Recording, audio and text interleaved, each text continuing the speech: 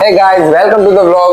તો જો અત્યારે સવારના વાગ્યા હે 1:20 અને 14 નવેમ્બર અને ભાઈ મને ઊંઘ આવતી નહોતી તો પછી મેં કીધું કંઈક પ્રોડક્ટિવ કામ કરવી અને ભાઈ જે મને ડાટા અને મેં ડાટા ગોત્યો અને જે મને ડાટા મળ્યો હોય વાવ મજા આવી જાય છે. તમને ખબર હે હમણાં ઇન્સ્ટાગ્રામમાં એક રીલ વાયરલ થઈ હતી એમાં એવું કહેતા હતા કે સૌથી ઇન્ડિયાની કોન્ટેન્ટ ક્રિએશનની જર્નીમાં સૌથી વધારે પૈસા વાળું કોણ હે તો એમાં તન્મય ભટ્ટનું નામ હતું અરાઉન્ડ 600 કરોડ અને તન્મય ભટ્ટે એના પર રીલ બી બનાવી હતી. પણ મને લાગે હે આ બંદાથી અમીર કોઈ નથી જેનું અત્યારે નામ કહેવા જઈશ અથવા આ ક્લિપ જોઈ લો તમે. हैं तो वो लास्ट की तरफ जाए वहाँ पे डेरिवेशन दिखेगा. सो मेरा नाम अलग पांडे और हमारा आपका प्यारा सा चैनल फिजिक्स वाला चलिए शुरू करते हैं. तो भाई साहब चलिए. I am talking about one and only NOG Alakh Pandey. અને હવે હું બતાવીશ તમને journey date wise. Let's go. તો સરનો પહેલો વિડિયો હતો ફિઝિક્સ વાલા પ્રૂફ ફોર એક્સપાન્ડિંગ યુનિવર્સ અને સરે આમાં કોઈ બી ફેસ્ટિવલ નથી કર્યું અને વિડિયો અપલોડ થયો તો 15 માર્ચ 2016.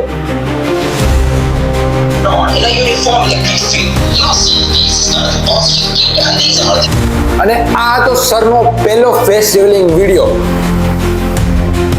અપલોડ થયો તો 21 એપ્રિલ 2016. સી અને તમને ખબર હે એ પહેલા વિડિયોમાં વ્યૂઝ કેટલા હતા? 1.2 મિલિયન વ્યૂ 9 વર્ષ પહેલા. YouTube એ વખતે ખાલી એન્ટરટેઇન માટે હતું અને કોઈ ભણવાના વિડિયો એટલા બધા નહોતા ચાલતા પણ સર પહેલા હતા જેને આટલા બધા વ્યૂઝ ગેધર કર્યા હતા. અને પછી સર વિડિયો બનાયા જાય 2016 2017 2018 માં પહેલી વાર સર સિવાય કોઈ બીજું ભણાવવા આવ્યું જે સર હે નામ મને નથી ખબર અને મેં ગોત્યું નથી મેં કીધું ઇમ્પોર્ટન્ટ નથી. પહેલી વાર આ સર ઈ ચેનલમાં આયા અલગ સર સિવાય. આ બીજા સર જે અમને મેથ ભણાવવાનું ચાલુ કર્યું ઈ ચેનલ ઉપર 2018 માં. પછી સાથે વિડીયો બનાવવાનું ચાલુ રાખ્યું ઈ અને બીજા બે સર હતા ખાલી એની સિવાય બીજું કોઈ મને દેખાણું નથી ચેનલમાં. ઈ ત્રણે ચાલુ રાખ્યું અને સરે પછી 2020 મે 2020 ફિઝિક્સ વાળા એપ લોન્ચ કર્યું.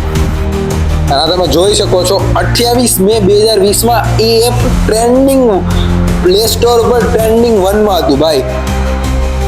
તો 2020 નો એપ લોન્ચ થયા પછી આ યુનિટ્સ એન્ડ મેઝરમેન્ટ વાળો પહેલો વિડિયો છે જેમાં સરે પહેલી વાર સ્માર્ટ બોર્ડનો યુઝ કર્યો છોકરાને ભણાવવા. અને એના પછી સરે પેસ સિરીઝ ચાલુ કરી નીટ વાળા માટે અને એનો પહેલો વિડિયો આવ્યો જો 20 નવેમ્બર 2020 અને કોક તો સરે હું નથી ઓળખતો જેમને બાયોલોજી ભણાવ્યું હતું સેલ સાયકલ અને સેલ ડિવિઝન.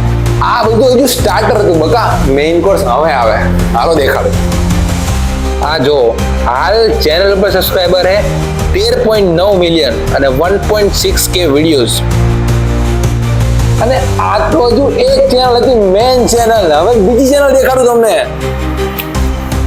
આ જો આપણે ગયા નીચે નહીં આ તો મેં સ્ક્રીનશોટ પાડ્યો છે YouTube પર જાવી નીચે ને પહેલા હોમમાં જઈશું.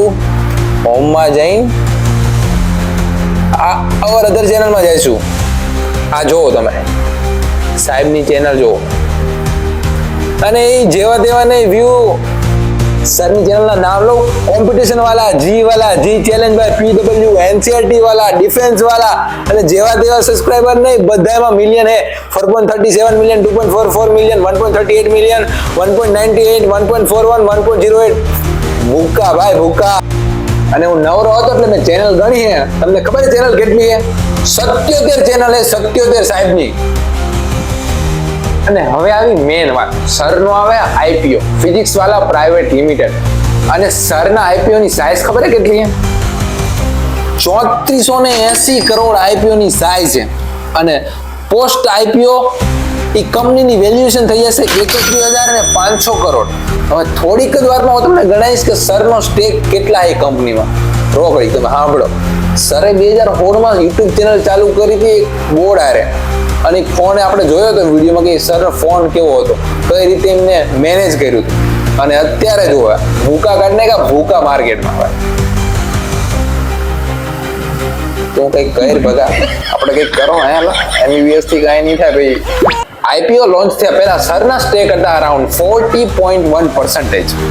અને હવે આઈપીઓ લોન્ચ થયા પછી શેર ડાયલ્યુટ થાય છે અને પછી સરના શેર સ્ટેક હોલ્ડિંગ થઈ જાય છે અરાઉન્ડ 36.3%. અને અકોર્ડિંગ ટુ હુરુન રીચ લિસ્ટ, આ હુરુન રીચ હું હે મને ખબર નથી, મેં ભાઈ ચેટ જીપીટીને પૂછ્યું હતું હું હે, તો ભાઈ આ હુરુન રીચ લિસ્ટ એમને કાઢ્યું હે અને એમને કીધું કે નેટવર્ક અરાઉન્ડ કેટલી હે અલગ સરની, તો જુઓ ભાઈ 14,150 કરોડની નેટવર્થ થઈ જશે સાહેબ, થઈ જશે. જોયું ભાઈ, ભૂકા કાઢી નાખ્યા માર્કેટમાં. પૈસા 650 કરોડ 70 કરોડ કઈ નહીં ભાઈ, ડાયરેક્ટ 4 ડિજિટ ના અને પછી કરોડ પાછા. ઇન્સેન. થેન્ક યુ સર, બહુ મજા આવી મને તમારી જર્ની જોઈ. બસ thank you sir, thank you. હવે આટલું જોયું હે તો થોડીક વાર રહી જાઓ અને બીટીએસ જોઈને જ જાઓ, મજા. Hello, mike check, mike check. અને એના પછી સરે બોલાઈ ગયું. અને એના પછી સરે